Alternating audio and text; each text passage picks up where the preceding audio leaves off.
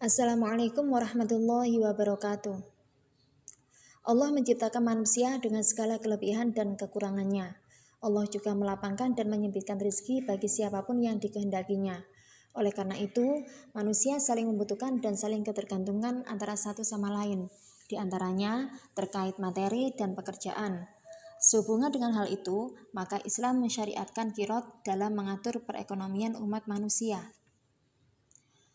Apakah yang dimaksud dengan qiraat? Qiraat menurut bahasa adalah potongan, karena pemilik harta memotong sebagian hartanya untuk diserahkan kepada pengusaha yang mengelola harta tersebut. Sedangkan menurut istilah, qiraat adalah pemberian modal dari seseorang kepada orang lain untuk dijadikan modal usaha dengan harapan memperoleh keuntungan yang akan dibagi sesuai dengan kesepakatan. Dalil qiraat. Rasulullah menjelaskan ada 3 pahala yang diberkahi, yaitu jual beli yang ditangguhkan, memberi modal, dan mencampur gandum dengan jeli untuk keluarga bukan untuk dijual. Berdasarkan dalil tersebut, maka hukum qiraat adalah mubah. Rukun dan syarat qiraat. Yang pertama adalah pemilik modal atau sahibul mal dan pengelola modal atau amil. Syaratnya adalah baligh. Orang yang dewasa dapat mempertimbangkan manfaat dan mudarat akad qiraat yang ia lakukan. Syarat selanjutnya adalah berakal sehat. Qiraat terkait dengan harta, maka dibutuhkan akal yang sehat agar tidak menyesal di kemudian hari. Syarat selanjutnya adalah sukarela, yakni saling ridho antara pemilik dan pengelola modal. Dan syarat yang terakhir adalah amanah, yakni bisa dipercaya, utamanya bagi pengelola modal agar usaha dapat berjalan dengan lancar. Rukun yang kedua adalah modal usaha. Modal usaha bisa berupa uang, barang, atau aset lainnya, dengan catatan bahwa modal tersebut diketahui nilainya, kualitasnya, dan kuantitasnya atau jumlahnya, sehingga tidak terjadi perselisihan antara kedua belah pihak di kemudian hari. Rukun yang ketiga adalah jenis usaha. Usaha yang dijalankan harus jelas, misalkan membuka usaha kuliner, properti, atau jasa transportasi, dan jenis usaha tersebut disepakati bersama. Rukun yang keempat adalah keuntungan. Pembagian keuntungan disepakati bersama dalam bentuk persentase.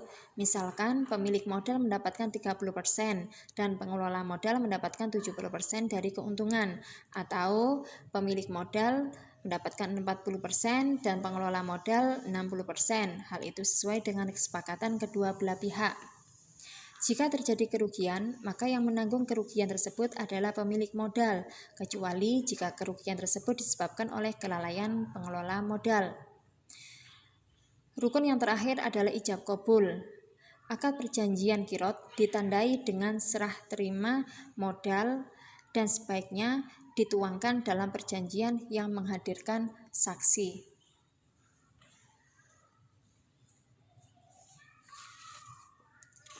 Larangan bagi orang yang menjalankan qiraat. Yang pertama adalah melanggar perjanjian. Orang yang sedang berakad, dalam hal ini akad qiraat, tidak boleh melanggarnya. Kedua belah pihak harus amanah atau dapat dipercaya. Larangan yang kedua adalah menggunakan modal untuk kepentingan diri sendiri. Modal usaha dalam qiraat pada dasarnya adalah harta milik sahibul mal, sehingga penerima modal hanya diperkenankan untuk mengelola modal tersebut. Dan jika waktu perjanjian telah habis, maka penerima modal harus mengembalikan modal tersebut, sehingga dia tidak boleh menggunakan modal itu untuk kepentingan pribadi. Larangan selanjutnya adalah menghambur-hamburkan modal usaha. Akad qiraat dibangun atas dasar kepercayaan kedua belah pihak, sehingga penerima modal harus dapat mengelola modal tersebut dengan baik sesuai dengan kesepakatan bersama. Larangan selanjutnya adalah menggunakan modal untuk perdagangan yang diharamkan oleh syara'. Jenis usaha qiraat harus sesuai dengan ketentuan syariat Islam, sehingga tidak boleh membuka usaha yang bertentangan dengan hukum Islam seperti jual beli khamr atau barang-barang terlarang. Macam-macam qiraat. Qiraat ada 2 macam, yakni qiraat sederhana dan qiraat modern. Kirot sederhana dilakukan oleh antar personal. Contohnya, akad kerjasama antara Rasulullah SAW dan Siti Khadijah sebelum beliau diutus menjadi nabi. Kemudian kirot modern, yakni kirot yang dilakukan oleh seseorang dengan sebuah lembaga seperti bank syariah atau koperasi syariah. Contoh kirot modern adalah KCK atau kredit janda pula, di mana seorang pedagang kecil meminjam modal usaha dari KUD atau koperasi unit desa dengan sistem pengembalian sekali seminggu dan tanpa jaminan. Dengan pinjaman modal ini diharapkan dapat membantu menyejahterakan masyarakat kecil. Contoh lain adalah KMKP atau kredit modal karya permanen yang saat ini disebut dengan KUK atau kredit usaha kecil. KUK ini melayani pinjaman modal bagi pengusaha kecil yang ingin mengembangkan usahanya sehingga usaha itu semakin stabil dan berkembang dengan baik.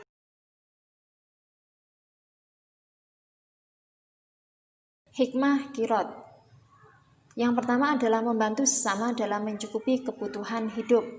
Akad kirot memberikan kesempatan bagi seseorang yang memiliki keterampilan dalam bidang bisnis namun tidak memiliki modal untuk mendapatkan penghasilan, karena ia dapat mengelola modal tersebut sehingga mendapatkan keuntungan yang dibagi sesuai dengan kesepakatan. Dengan akad kirot tersebut, ia dapat mencukupi kebutuhan hidupnya dan keluarganya. Hikmah berikutnya adalah mengurangi jumlah pengangguran.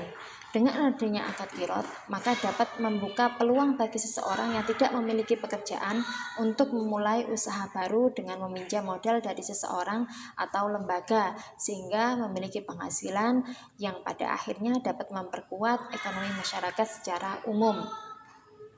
Hikmah selanjutnya adalah mempererat hubungan persaudaraan antara orang-orang yang berakad. Komunikasi intens yang dilakukan oleh kedua belah pihak yang berakad dapat menjadikan mereka akrab sehingga hubungan persaudaraan dapat terbina dengan baik. Hikmah selanjutnya adalah mewujudkan masyarakat yang tertib sesuai dengan tuntunan syariat Islam. Islam mengatur segala sendi kehidupan manusia, termasuk sendi ekonomi, sehingga harta umat Islam dapat terjaga dari kezaliman dan penipuan. Anak-anak sekalian, kejujuran adalah mata uang yang berlaku di seluruh dunia. Nilainya tetap dan tidak fluktuatif. Gunakan dalam setiap transaksi kehidupan agar kalian mendapatkan poin reward berupa kepercayaan. Terima kasih. Wassalamualaikum warahmatullahi wabarakatuh.